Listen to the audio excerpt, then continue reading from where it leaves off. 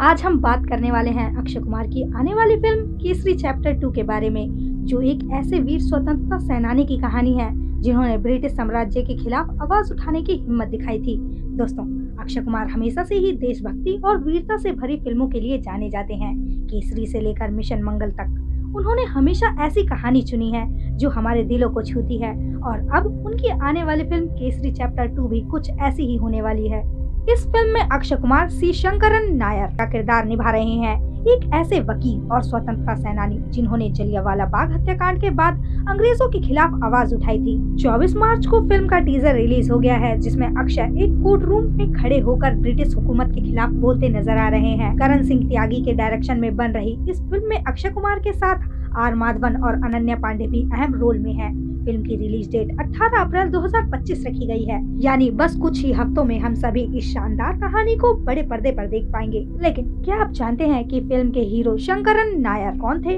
अगर नहीं तो चलिए मैं आपको इनके बारे में कुछ दिलचस्प बातें बताती हूँ। शंकरन नारायण का जन्म 11 जुलाई 1857 को केरल के पलक्कड़ जिले में हुआ था। उनका जन्म ऐसे समय में हुआ जब भारत में पहला स्वतंत्रता संग्राम छिड़ा था। शायद यही कारण था कि बचपन से ही उनके अंदर देशभक्ति और न्याय का बीज बो दिया गया था। शंकरन नायर ने मद्रास लॉ कॉलेज से वकालत की पढ़ाई की थी।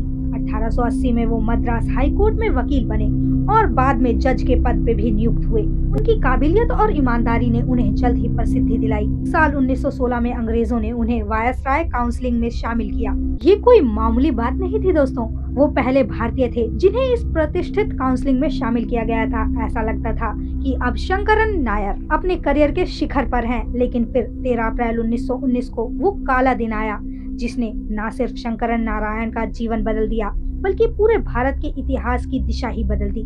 जलियांवाला बाग में जनरल डायर के आदेश पर निहत्थे भारतीयों पर गोली चलाई गई। सैकड़ों लोग मर गए, हजारों घायल हुए। जब शंकरन नारायण को इस हत्या के बारे में पता चला तो वो आग बबूला हो गए। उन्होंने तुरंत वायसराय काउंसिलिंग से इस्तीफा दे दिया। ये एक बड़ा फैसला था, आप समझ सकते हैं उस समय अंग्रेजों के खिलाफ आवाज उठाना कितना खतरनाक था। लेकिन शंकरन नारायण ने न्याय के लिए अपना सब कुछ दांव पर लगा दिया। उन्होंने सार्वजनिक रूप से जनरल डायर को जलियांवाला बाग हत्याकांड का दोषी ठहराया। इस पर डायर ने उनके खिलाफ लंदन की अदालत में मानहानि का मुकदमा दायर किया। अब शंकरन नायर के सामने एक बड़ी चुनौती थी। उन्हें अपना केस लड़ने के लिए लंदन जाना पड़ा। वहाँ 12 सदस्यों की जूरी इस केस की सुनवाई कर रही थी। और दोस्तों, यहाँ एक दिलचस्प बात यह है कि इन 12 सदस्यों में से 11 का झुकाव पहले से ही जनरल डायर की तरफ था। शंकरन नायर को समझ आ रहा था कि उनके साथ पक्षपात हो रहा है, लेकिन वो कुछ कर नहीं सकते थे। आखिरकार वो केस हार गए और उन्हें 500 पाउंड का जुर्माना भरने का आदेश दिया गया। यहाँ एक और बात आपको बताना चाहेंगे जो आपके रोंगटे खड़े कर देगी। जनरल डायर ने शंकरन नायर के सामने एक प्रस्ताव रखा, अगर वो माफी मांग ले तो वो सब कुछ भूल जाएंगे। लेकिन शंकरन नारायण ने क्या किया? उन्होंने माफी मांगने से साफ इनकार कर दिया।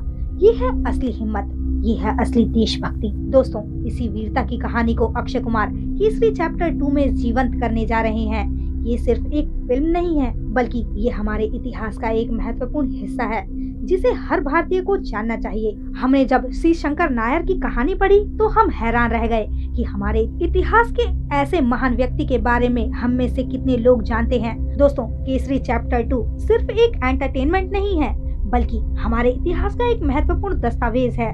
ये हमें याद दिलाती है कि हमारी आजादी कितनी कीमती है और कितने लोगों ने इसके लिए अपना सब कुछ कुर्बान किया है।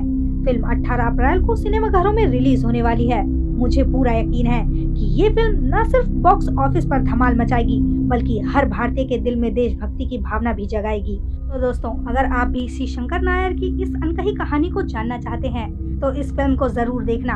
अगर आपको ये वीडियो पसंद आया तो प्लीज लाइक करें, शेयर करें और हमारे चैनल को सब्सक्राइब करना ना भूलें। सब्सक्राइब बटन के पास वाले घंटी आइकन को भी जरूर दबाएं ताकि आपको हमारे सभी नए वीडियोस की नोटिफिकेशन मिल सके।